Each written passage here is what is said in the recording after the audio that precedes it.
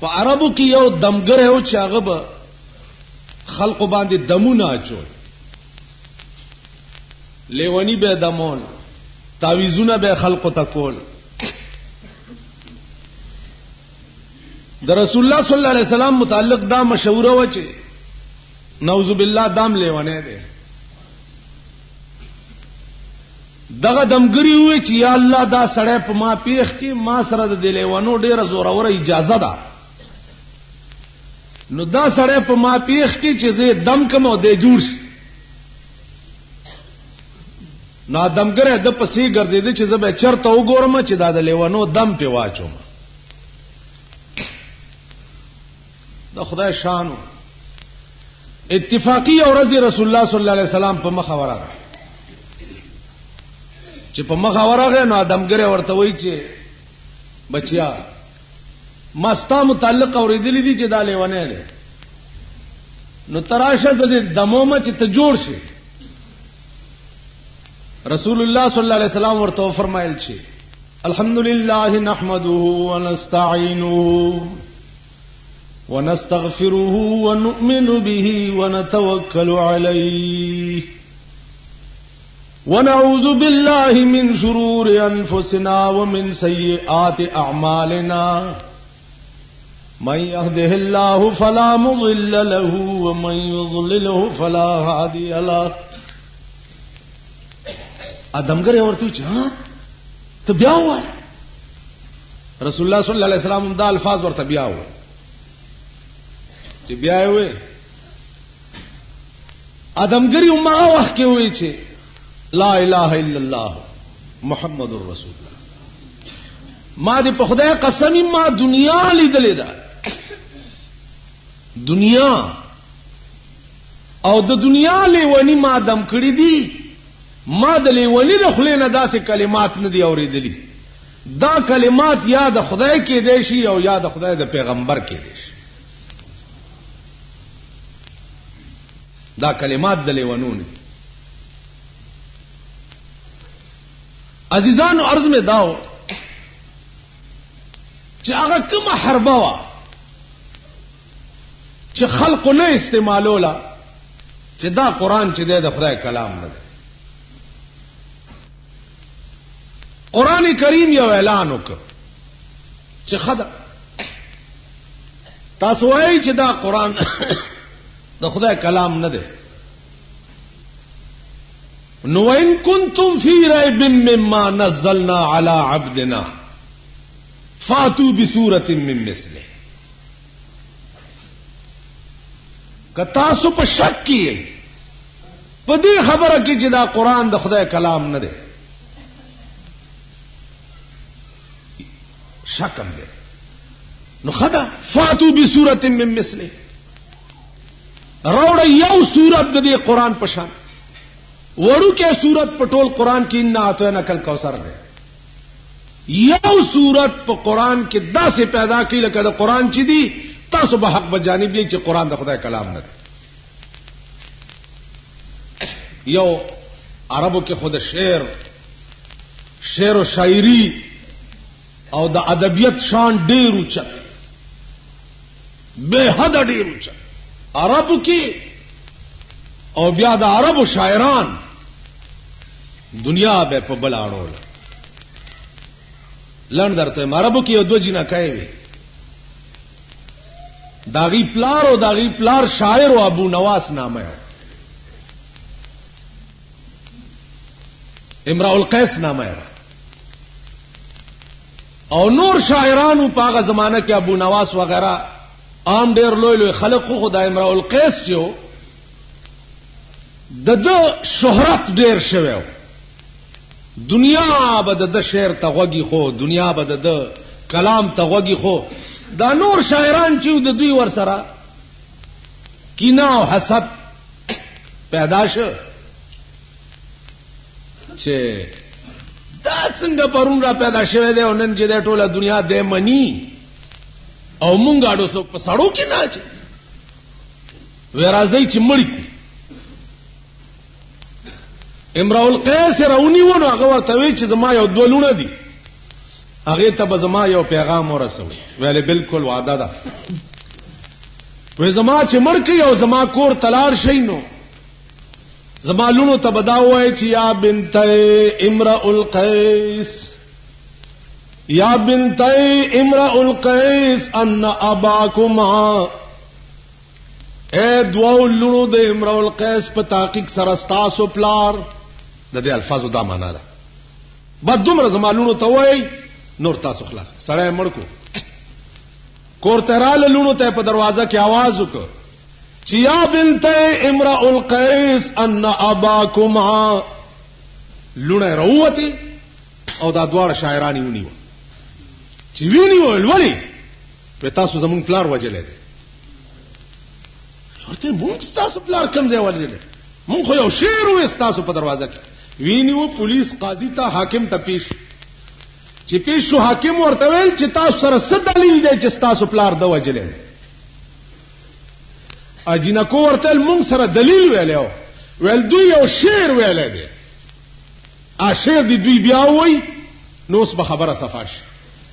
اغي وی یا بنت امرؤ القیس ان اباکما. اجینکو ورته وی چې دا نیم شعر دی. د نیم شعر سره بل نیم بیته اډو جوړیږي نه سوا د دینه چې قد قتل فقاتل لداکما. شیخ دوی دا ویل یا بنت امرؤ القیس ان اباکما قد قتل فقاتل لداکما. و دې سره بل نیم شعر اډو جوړیږي نه سوا د دینه چې پلارم قتل شوی دی او قاتلان دغه دوړه ولاړ دي. کینی ول دا شاعران د ټول د عربو را ټول شي او دیړم بنی نیم بیتی سره د بل بیت جوړ کی نو دوی خلاص. کینی زمونږ د پلار قاتلان هم دي. عربو کې د دې شان فصاحت او بلاغت خزو کې داس خزو کې تر دې یو سړی د شاعر ابو نواس نامه بادشاہ ته ورننه وته. بادشاہ یو وینځوا هغه وینځله د سرو زرو هار جوړ کړي او ډېر جوړا کړي سنگار کړي. د خیال کړي دی چې یاره دا بادشاہ هو دا وینځه ډېره خوخه ده نو څه صفات دا وینځه کړي دی چې ګورکه څیرا کړ. بادشاہ دغه په مزه کې داسې مستو چې دته اډوم نه کته. شیرونه میرونه یو کدي خیال کړي دا د پخوانه دا قصه دا سره روانه. ارز مداو چې ابو نواس د بادشاہ دغه وینځ ډېر صفاتو کو هیڅ ورته ورنک او نه ورته وکته. د ابو نواس بار وروته د بادشاہ په دروازه ولیکل چې لقد زاع شعري على بابكم كما زاع عقد على خالصا.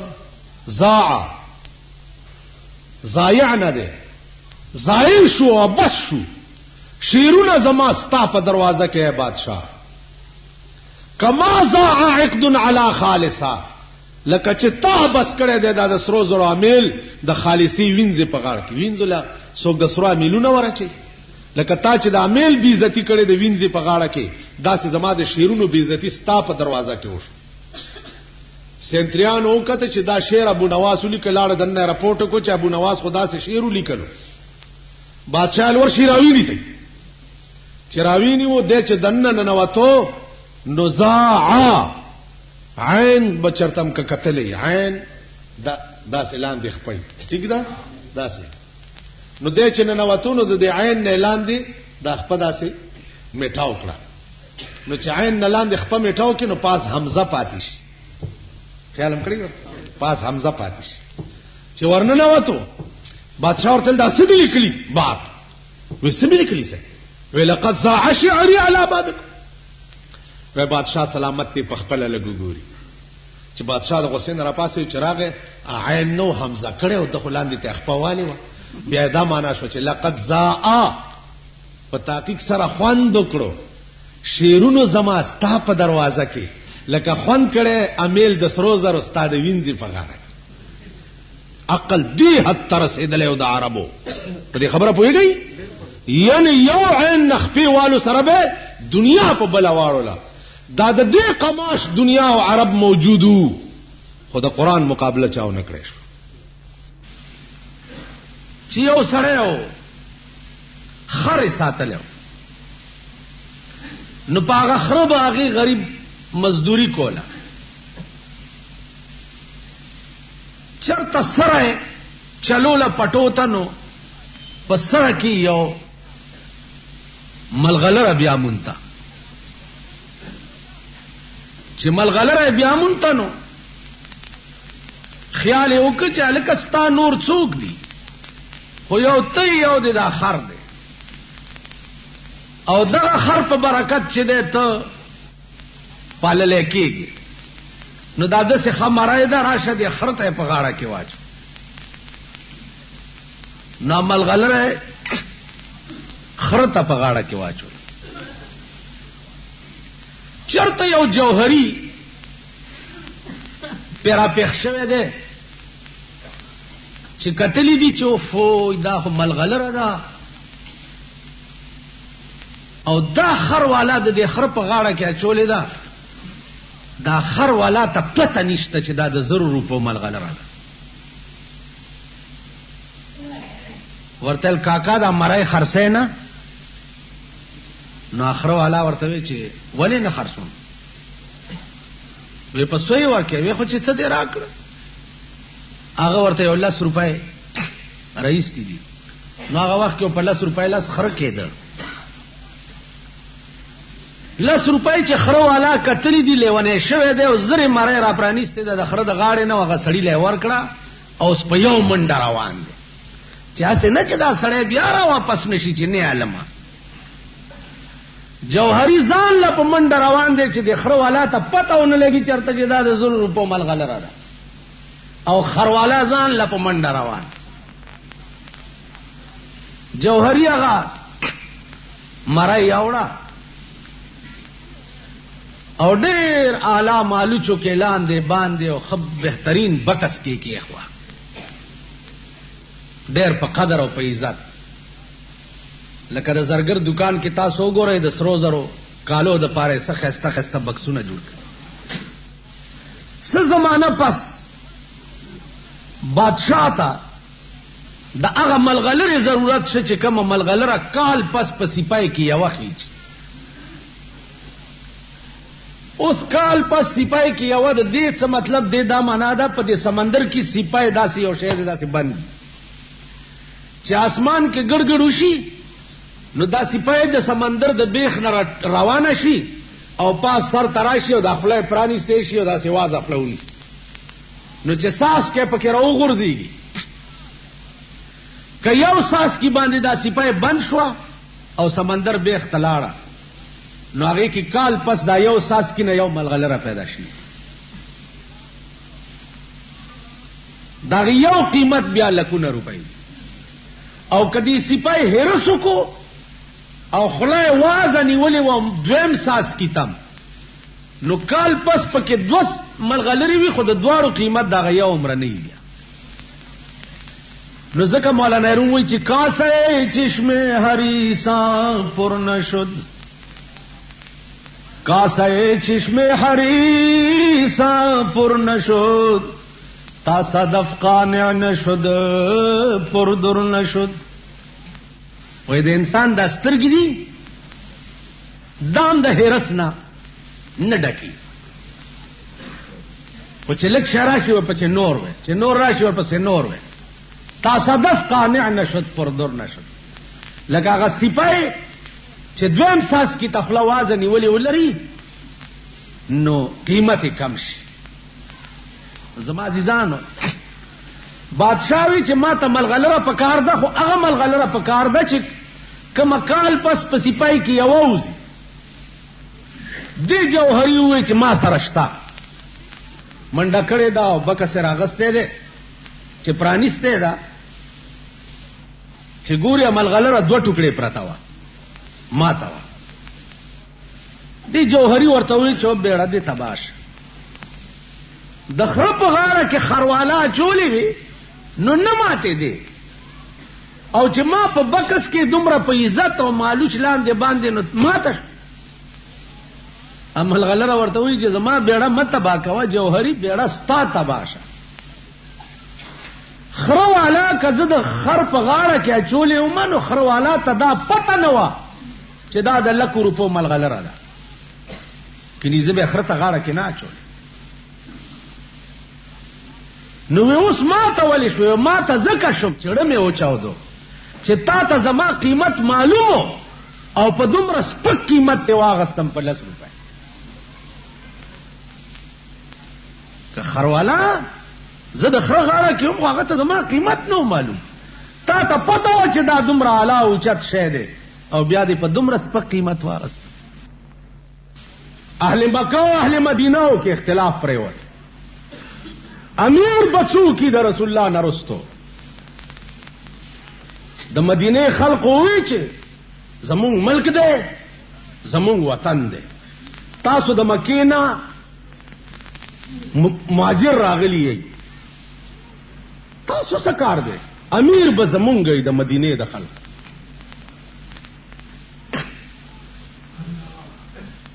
جګړه وا بیا ویل من امیر ومنکم امیر یو امیر به د مکی وی او د خلق وی او یو به د مدینه د خلق وی ابو بکر صدیق پاسه دی هغه کې دی یو حدیث واوري د رسول الله صلی الله علیه وسلم یو حدیث واوري قال رسول الله صلی الله علیه وسلم الائمه من قریش رسول الله صلی الله علیه وسلم فرمایلی دي چې امام چې دی هغه د قریش نه نو اهل مدینه او تاسو قریش نه یو د پیغمبر حدیث اهل مدینه وې چې اقال رسول الله هكذا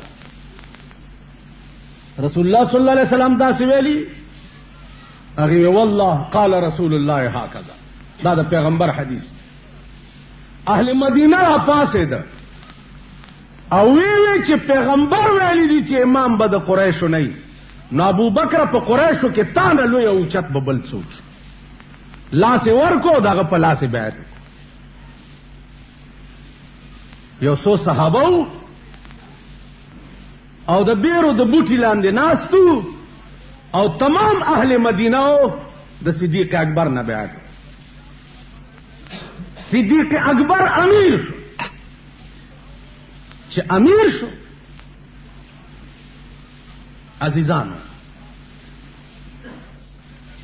رالو سباش صدرونه په وګا چولی بازار ته روان عمر فاروق ورته چرته زی وې دا صادره خرڅو ما چې بال بچله په سوړه والا هغه ورته ته خو امیر شو د تمام عربو او صادره څنګه خرڅه په بازار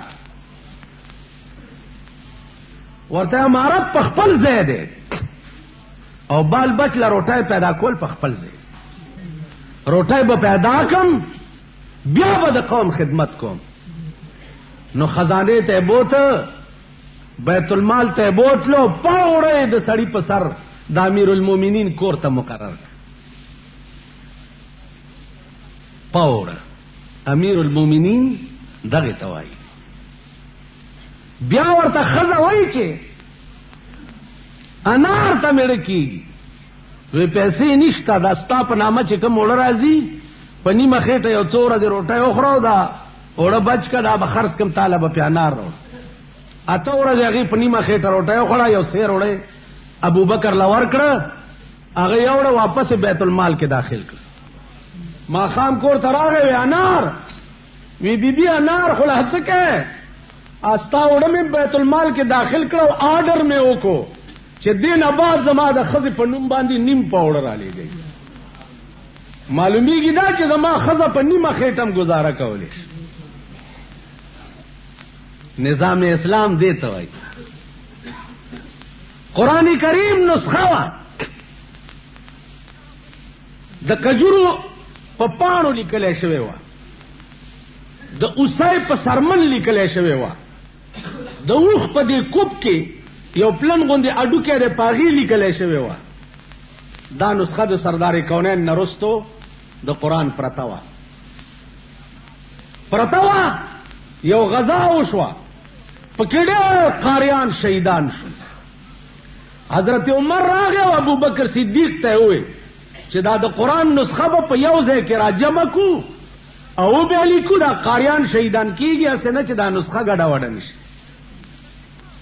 ابو بکر صدیق ورته وایي چې استغفر الله، په خدای مې قسمی کزا هغه کار وکم چې کم کار پیغمبر نه کړ. پیغمبر په یو ځای کې نسخه جمع کړي نه و، نو زاغه کار څنګه وکم چې کم پیغمبر نه کړي. دې ته وایي نظام اسلام چې د قران نسخه یو ځای کې را جمع کولم، چونکه پیغمبر نه دی ویلي او هغه نه دی کړی، نو زه ورته نه لاس کوم.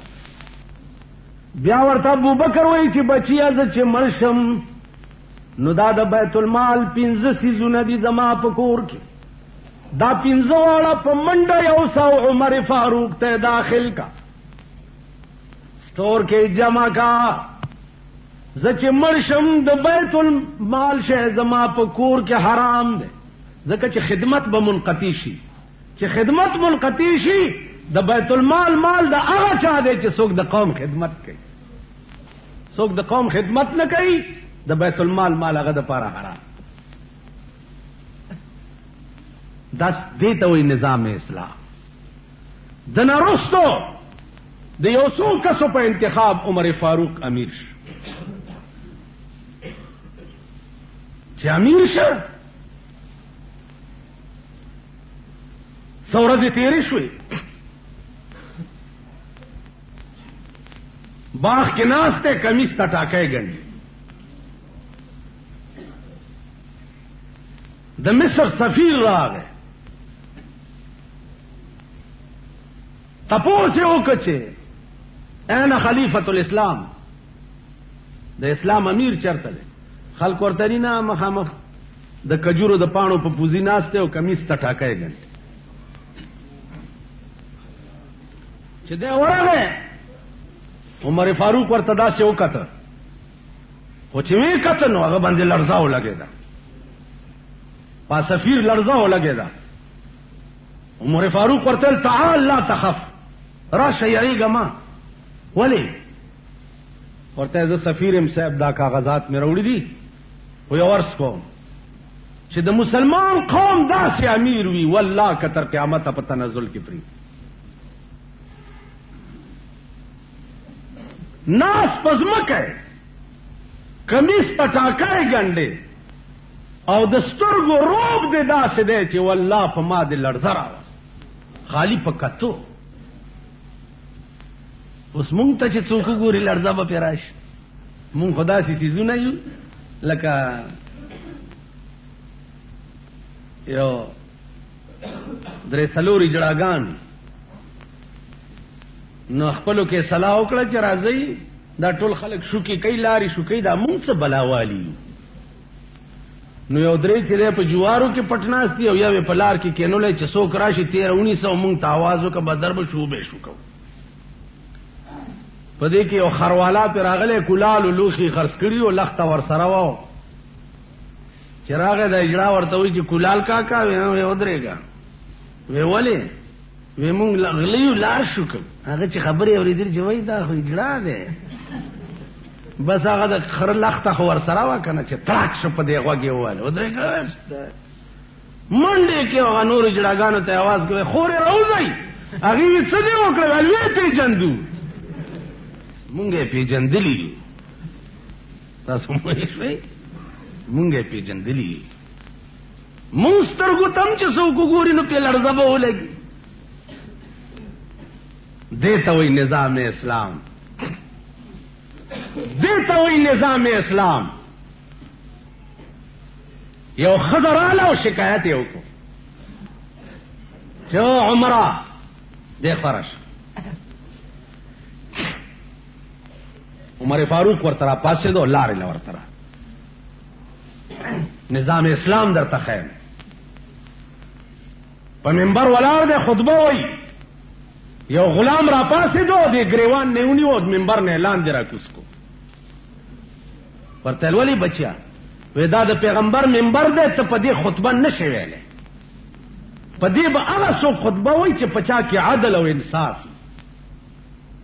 ته ظالم وی چې ولی وی په مال غنیمت کې صادره راغلی وی مام ته کمیس جوړ کړي او تام ته جوړ کړي زما کمیس لند دی او ستا وګد دی معلومیږي دا چې تا ځان لدوه صادره ساتلې نو تعمیر المؤمنین نه ته ظالم حضرت عمر لاندې ولاړو دنیا ناستا د په مسجد نبوي کې او زوی راوغختو چې بچیا زما دا کمیس وګدواله جوړ دی پلار ما یو خپل صادرم تعالی درکړ چې غلام ته دا خبره وکړه ورته زو سخه د منبر ته خطبه شروع دیتا وی نظام اسلام تب دا نظام اسلام په ملک یو سپئی ته وای چې دی خوراش یو بابو ته به جواب بابو صاحب دی خوراش ابو غره دی بابوګانو اکثر د چشمه داسې چوری په دې ځای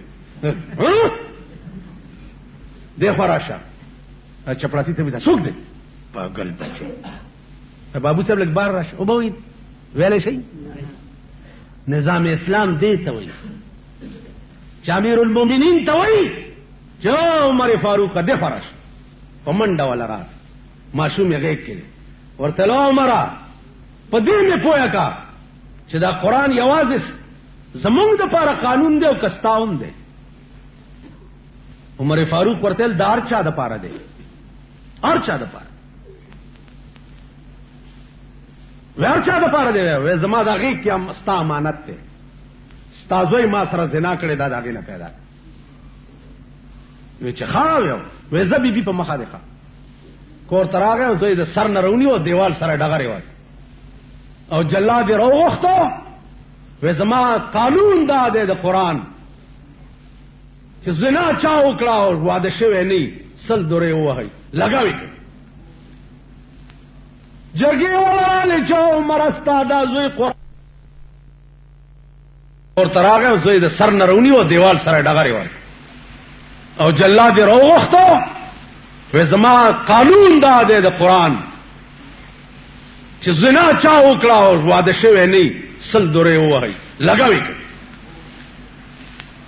جرګي ولاله چې عمر استاد زوی قران ډیر مزیدار لولي خدای د پاره معاف کا عمر فاروق ورته وی د قوم بچی می چر معاف کړي نه دی والله کزوی معاف کما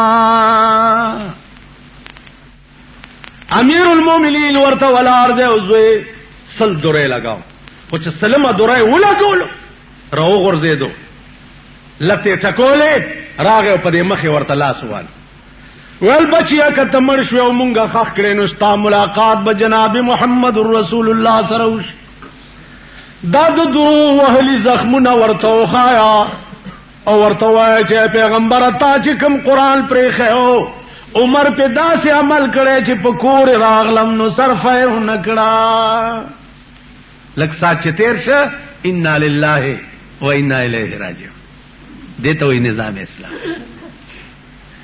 دته نو نظام اسلام چې ملک ټول د غلو دی پدې تر اوسه یو غل نه لاس غوس نشو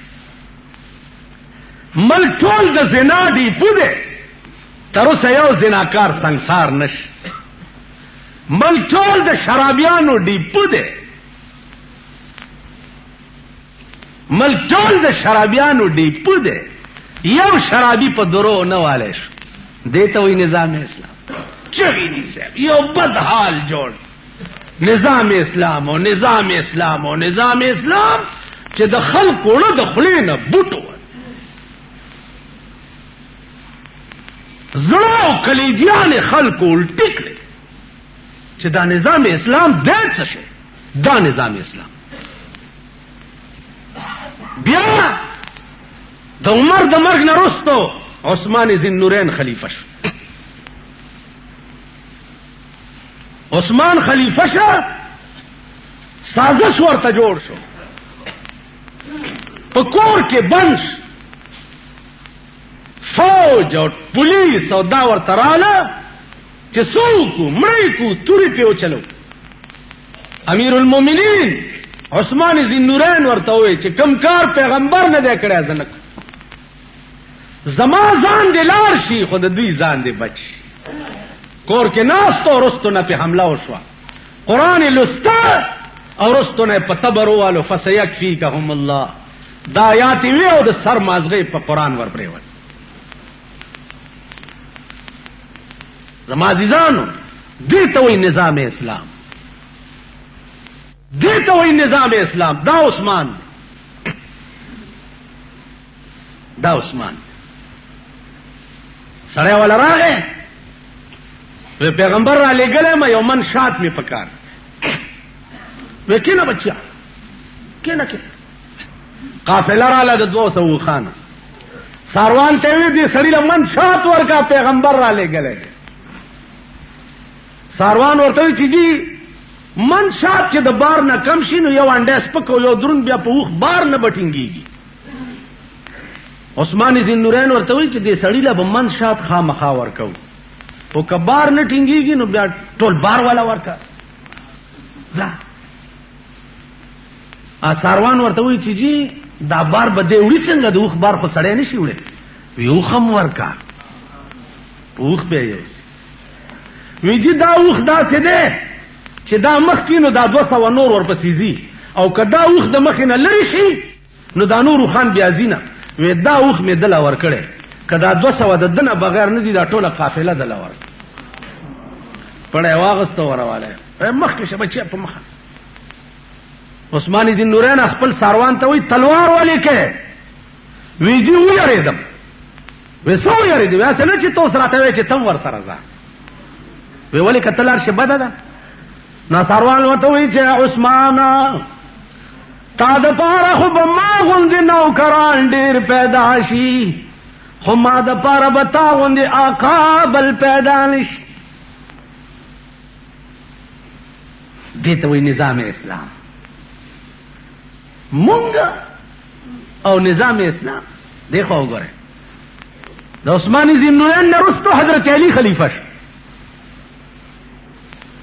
حضرت علی خلیفہ شو بی بی فاطمہ نا جوڑا وا دا امیر المومنین بی بی انا جوڑا وا.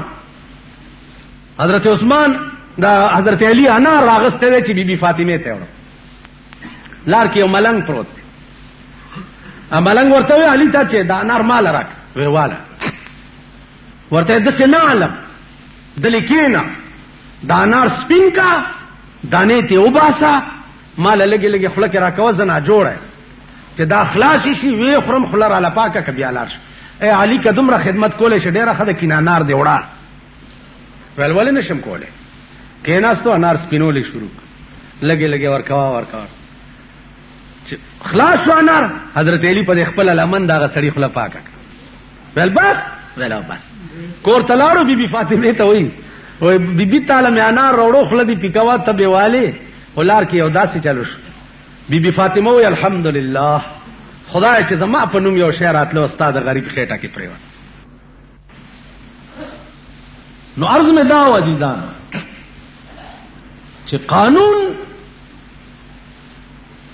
د ملک ابراهیم ابن ادهم رحمت الله علیه هغه غویانو ولا ته وی چې تاسو سره دي چې ته پکې هغه د سر امن غواړم ارس کولې شم ولوای بچا وې دې دربار کې تا نه مخ کې څوک وې زما پلار وې هغه نه مخ کې وې نکمه وې اوس پکې څوک دی وې زین وې تا نه بعد وې شاید کزوی مې وې بکې پاتې وې وې صاحب خپنه شي سره وېم دیتا چې زاړه مسافر تلار شي او نوی ولا راشي نکه دې لاړو پلار دې راغو پلار دې لاړو تراله تبم ته نن سبا کې لار شي بل به ولا راشي ته څنګه وې چې دا د بادشاہ دربار چې دا سره نه دي دا سره دي اوهو با دربار بند کړ کور تلاړو چې کور تلاړو سګوري چې د په پالنګ کې د وینځه پراته ده لخت راواغسته چې دا وینځه د بادشاہ په پالنګ کې څنګه سملاست د خپل ملک یو ګوري په کومه کورسای چې خان او نواب کینی یا کم بالغ تاغه ډډه وای یا په کم ځای کینی ته د کلی بټیاره یا بشتی خو دلار شي په هغه دی کینی چې پټ کی خاورو للیږي کنه دی کی بني لخت راواغستو د بادشاہ نشه خو لومغه سي په سر کېره یو څو لخت وینځه واله اچ را پاسې د نوډېره و جړل بیا و خندل خایو خندل د دلاسه ونی وچه او خو دې جړل زکه چې ما وهله نو داود خندل ولی بادشاہ خپل کار کوا تا خپل کارو کو ما خپل کار کوي نه پردم دینه چال دی نه وی صاحب خندل زکا چې د ډېرې مودې نه مې دا شوق چې دا پالنګ چې دا بادشاہ پکې پروتي چې د دې مزه به څنګه نو هغه مزه مې واغستا اړه مې خوشحال شو نو زکه مې وخندل ول داود جړل ولی ویلو مې جړل زکا چې ما یو 10 منټه په دې پالنګ کې تیر کړ نو ما خودم را لخته و خوړې خدای چې څوک شپورس پکې پروتي چې ابد څومره لخته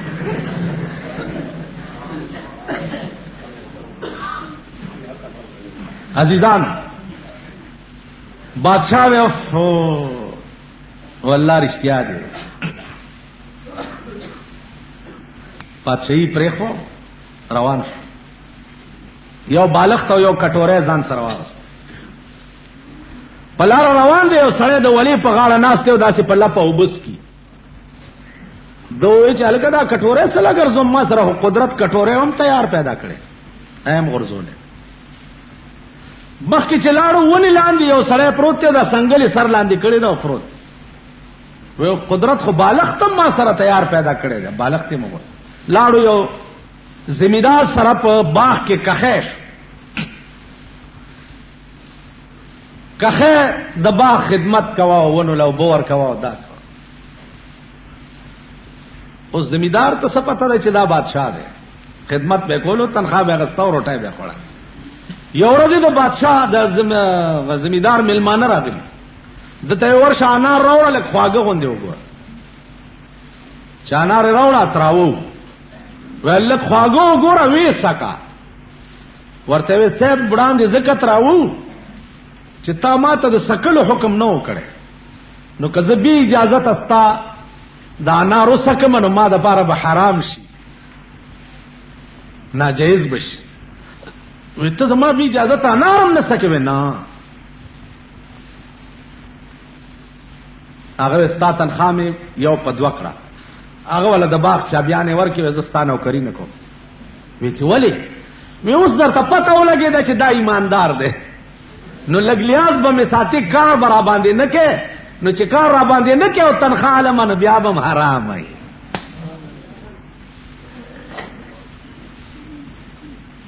کار را باندې نه کې او تنخواه علمه بیا به م حرام لا بیت الله شریف لرګي به چرته راټول ک په کوڅو کې په غرونو کې به خرڅ ک روپیا تانه به پیدا کې د 2-3 ورځو قجوري او ستوان به په واغسته وخت به په تیرولو د بیت الله طواف سحر ټیم دی د لګیا د طواف کوي او یو سلمه الک د غم طواف کوي چغي وای لبیک اللهم لبیک لا شریک لک لبیک لبیک اللهم لبیک دیم لگیا دے اصل میں پاس بیت اللہ دا پاس نا آواز سچلا لبیک موہ لبیک لبیک ستا آواز میں نہ دیکھوا ابراہیم ابن ادھم رحمت اللہ علیہ گھبراؤش یا اللہ داسور ازلمی نے تپوس کئی چی لا لبیک آواز میں وورے دو چی دا ماتا ویلے شو کتا تا ازلمی ورتلو کاکا جانا لسکا لوشو چې د دې کور نتاوي گما زویم چې لبیک پاس نه رات आवाज کیږي چې لا لبیک نو ابراهیم ابن ادهم ورته وی چې بچیا چې د کور مالک درته وی چې لا لبیک لبیک چې مواسط आवाज مې نه ده خو نو ځکنه نازل مې ورته وی چې کا خبره دی خو کړه زم داویم چې لار شم زکه چې لس کال وسو چې د دې کور مالک مې نه پریدي او په دې مې پوي ک چې لار شم نو کم در تلار شم چر تلار دایول او راول وی دو ساتي وتا 2 غنټې کې چې د جنازه تیار ده زرګونه اولیاء او بزرگان د زمانه په جنازه ولا او ټول به یو आवाज وای چې خدای ته دا لفظ ډیر خوښ شو چې لار شم نو کم در تلار عزیزانو عرض میں داو چې دې ځمکې لاندې هر شی شته، هر شی شته، جنت هم شته او جهنم هم شته. جنت هم شته. علماء لیکلي چې عیسی علیہ السلام یو مړی را ژوندی کړ، ورته وی زما د قوم ته ووایه د ځمکې لاندې څه چل دی. هغه ورته صاحب خبر نه یم، خو زه چې مړ شوم خلکو چې خښ کړم نو د ښي طرف نه یو کړکۍ وشوه، یو سړی راغی لاس یې راکړ رانه لاړو، بل راغی لاس یې راکړو رانه لاړو، بل راغی لاس. ماړه کې خیال وکړو چې ته په یې اواز یې دلته څه چل کې خو ته موځه.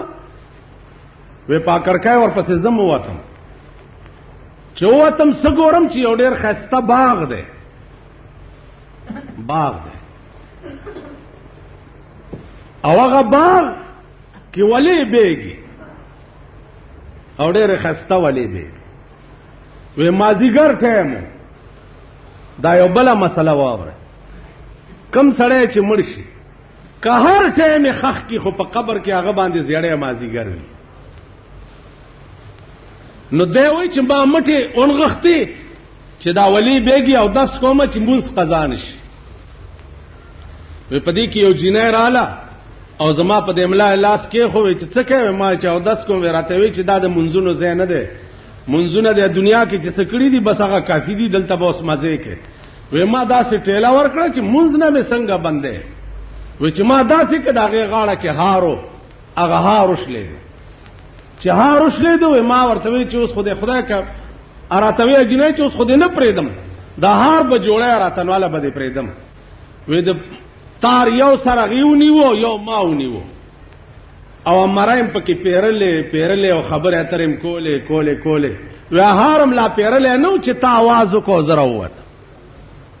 عیسی علیہ السلام د هغې تاریخ چې معلوم کو 4,000 کاله شي. اوس 4,000 کاله کې هار څنګه نو پیرلی او دوی پوی ولې نه و؟ نو مولانا وی 1000 عیش تصدق کنم ز قطره غم، 1000 عیش تصدق کنم ز قطره غم، کہ عیش خواب و خیال است غم ہمیشہ رفیق. وی زرګونه عیشونه د یو ساس کې د غم نه قربان شي. خوشحالي داسې ده لکه د خوب لیده په سړی تېره شي، او غم چې په یو منټ راشي دی وی تا خوشحال لا کله وي. زوی دی وی 40 کاله ژوندی په خوشحالی اډو پوهېږي نه، او چې په کومه ورځ مړ شي ته د ځان تماشا وکړه. دا در سره فکر اډو نه چې 40 کاله را سره و خیر دی که نن مړ دی، دا څوک وایي؟ نو غم داسې شی دی چې هغه نه تېرېږي، او خوشحالي بل زرګونه کلونه تېر شي اډو پوهېږي به نه. نو عیسی علیہ السلام ته ووایي چې زه اډو مجلس ختم نه و چې تا آواز وکړو زه راووتم. زما عزیزانو دا معجزه وه د عیسی علیہ السلام، مړی را ژوندي کول، ابرس باندې لاس وهل هغه جوړېدل، مارغانو کې پوکې کول هغه الوتل، دا معجزه وه د عیسی علیہ السلام. یو مړی باندې تیر شنو هغه आवाज کولو وای مورې وای مورې وای مورې. عیسی علیہ السلام را ژوندی کوي څه تکلیف دی درته؟ صاحب په سخت عذاب کې. نو مور ته څه چغې وهې؟ وی مور ته ځکه چغې وام چې دنیا کې زه ژوندی وم، ما به چې وی وکړه نو مور به مې قربان راته ووي، نو د هغې قربان سره به ټول تکلیف ما نه لاړو. نو سم ډېر تکلیف کې م که چېرته مور راته قربان آواز چې عمر فاروق والی شو، حضرت علی ورته یو حکیم راوستو چې نیمې لارې ته راورسېد. حکیم ته وی زه حکیم صاحب خپل کور ته په مخه دی ښه. وی ولې؟ وی عمر وفات شو. تا ته چا وویلې؟ 2 په 2 روان یو، څه آواز درته وشو؟ وی بس مړ شوه. حل خو ووایه. وی حل دا دی چې دا وګوره پردی چیلای ده او پردي بوټي خوري لګیا ده. حضرت عمر چې ژوندی و چینو به دا جرأت نه شو کولی چې پردي بوټي وخوري.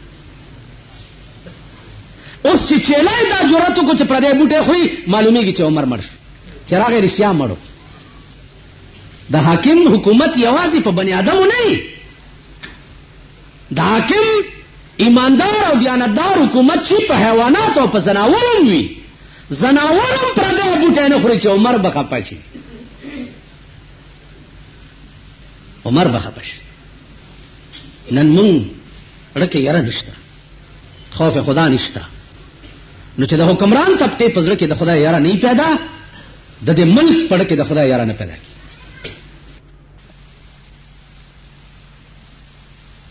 حدیث کے راضی جناب رسول اللہ صلی اللہ علیہ وسلم فرمائی شہید وائی اغا چاہتا من قتل بظلم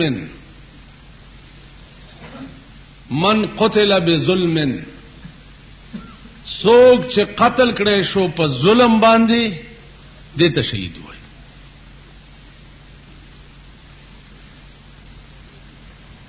ظلم کې بیا ډېر اقسام دي. یو سړی تانه پټه نیولې ده او په خپل پټی دی ور سره گویا کې جګړه وا او را پاسه د الټه ته وشتي، دا هم شهید دی. یو سړی ته شکولې مالم در نواغستا الټه وشتي، دا هم شهید. علی هذا القیاس تعریف د شهید گویا دا دی چې سو قتل کړي شي په ظلم باندې، د مرګ در پورې هیڅ نو او ته مړ کړي، دا په ظلم قتل دی، دې ته شهید ویل شي. دا گویا شهید حقیقی دی. یو حکمی شهید دی، یو سړی په اوبو کې غرق شو، حدیث کے راضی جناب رسول اللہ صلی اللہ علیہ وسلم فرمائی دام شهید دی. یو سړی په اور سوځید، رسول اللہ صلی اللہ علیہ وسلم فرمائی دام شهید دی. یو سړی باندې کوټه را وغورځیدا، د چت لاندې شو مړ شو، دا هم شهید. دا حکمی شهیدان دي. حقیقی شهید هغه دی چې کوم په ظلم مړ شي. او دې کې اوچت مقام ګوره دا یاد لرئ، دا هغه شهید دی چې کوم په محاذ جنگ کې د اعلا د کلمت الله د پاره د کفارو سره جنگيږي او هغه ځای کې مړ شي، نو پیغمبرای او نبوت پسې دویمه درجه بیا د دې شهادت. ځکه چې د دشمن گزار ته سینه نیول دا ډېر ګران کار او ډېر مشکل کار. دا مونږ خلق دا وایو، او که وخت راغی بیا به دا ما غوندې مولیان هم درته وښیمه چې څنګه منډې به وایي. دا ډېر ګران کار دی چې سړی په مرګ باندې سینه واچوي او د سر بازی ولګي په میدان کې، دا بیا ډېر ګران. ابو سعد یو صحابیو، رسول اللہ صلی اللہ علیہ وسلم ولاړ دی او د په جنگ کې لګیا دی، جنگيږي. نو جنگ کې یو سړی دو قسمه جنگ کوي. یو جنگ داسې وی چې بل وهي او ځان ساتي، یو داسې جنگ، او یو داسې جنگي چې په مرګ سینه وراچي، ځان ساتلو خیال دیم پړه کې ناراضي، بس سینه دی پیاچولی او بل وهي او دا دی خیالي چې زم پکې شهید. دا بیا ډېر ګران کار. بل وهل او ځان ساتل دام یو حد پورې گزاره کوي، او بالکل بیا په مرګ سینه وراچول دا بیا ډېر، دا بیا هغه ایمان دی چې د دې مثال بیا نشته. حضرت سعد په مرګ بالکل سینا چولې ده. رسول الله صلی الله علیه وسلم ورته ولاړ دی او مسکه کیږي. ناګانه پیغمبر په محاذ جنگ کې په میدان ته ورمنډه کړه او حضرت سعد په ملاو ټپولو او ورته وی چې ارمه یا ابا سعد فداک ابي و امي، اے ابا سعد اولا زما مور او پلار د تا نه قربان شي. عزیزانو دار رتبه چې رسول الله صلی الله علیه وسلم چاته ویلي چې زما مور او پلار د تا نه قربان شي، د دې بیا مثال نشته. دا بیا هغه مقام دی چې په دې یا خدای پوهیدا او یا په د خدای رسول پوهیدا. زه ته پرې پوهیږم چې دا کوم رتبه ده او دا کوم مقام. نو عزیزانو عرض مې داو چې دغه ساعت چې څو وخت کې وفات شي، رسول الله صلی الله علیه وسلم فرمایي اهتز له عرش الرحمن، نن د په مرګ باندې عرش مجړل.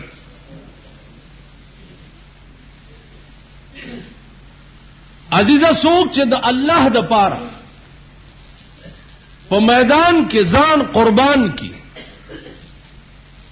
نو پیغمبر وی اهتز له عرش الرحمن، نن د خدای عرشم د په مرګ جړاو. عزیزانو عرض مې داو ما تاسو ته 13 جمعه ویلي چې هیڅ پارشي کېشتا په خدای باور وکړي چې د سړی په مرګ باندې دیوالونه هم جاړي،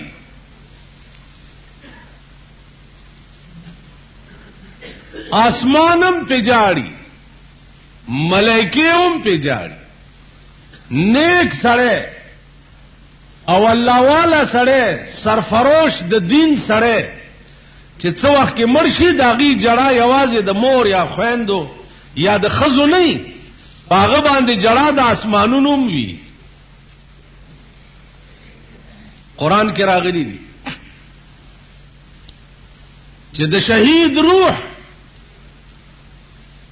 چې اسمان ته ملائکی یوسي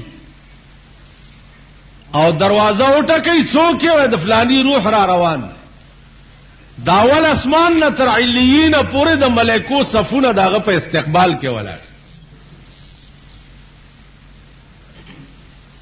زما عزیزانو عرض مې داو چې جړه یوازې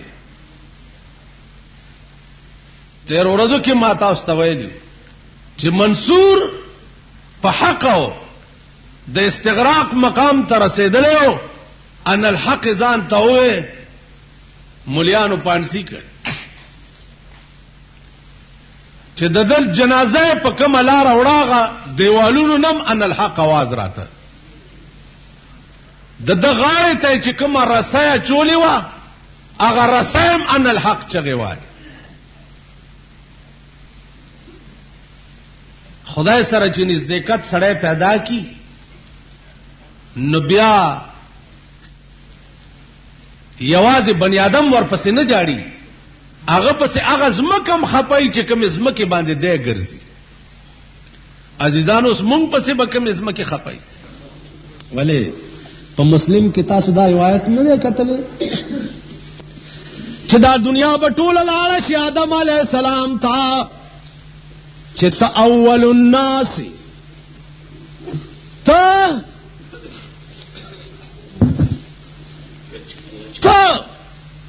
راشه زمونږ شپارس وکړه.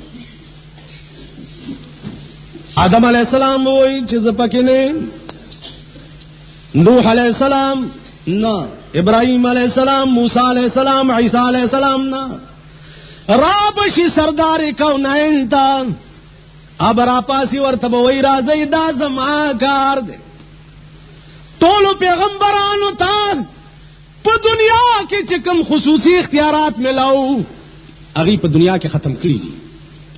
مال چې راکړې شو ما پټ ساتلی دي، اوس به په قیامت کې تاسو د پاره ښکارا کوم. یا الله تا ما سره وعده کړې و چې ولا سوف يعطيك ربك فترضى، اے الله ټول انبیاء خپل اختیارات په دنیا کې صرف کړی دي، ما نه دي کړی، نه مې قوم ته خیرې کړي، نه مې څه غوښتي، اوس مې دا دی راوویسته.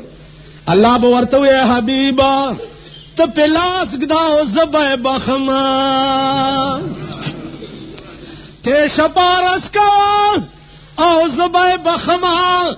په دغه ورځ به سلاطین او انبیاء ټول سرنګون ولاړي، یا به خدای وي چې هغه به عدالت کوي، او یا به محمد رسول الله وي چې هغه به وکالت کوي. بل به څوک وي؟ لمن الملک اليوم، څوک دی نن چې سر اوچت کړي چې زم څه شی یم؟ دا لوی لوی متکبرین د زمانې به سرنګون ولاړي. لمن الملک اليوم، आवाज به وشي څوک دی د نن ورځې بادشاه؟ لله الواحد القهار. زما عزیزانو چې هر کله هغه ژوند چې کوم به ټول عمر وي او ټول عمر به وي، هغه ځای کې به صرف د خدای ذات او شان اقدس د سردار کونین زمونږ په کار راځي، بل به هیڅ څوک نه. ټولې رشتې به منقطع شي. یوم یفر المرء من اخیه وصاحبته وبنیه. پلار به راشي زوی ته وایي بچیه لږ څه راکړه چې زما حساب کمی دی، وایي به زه خپل کار کوه که زما کم شو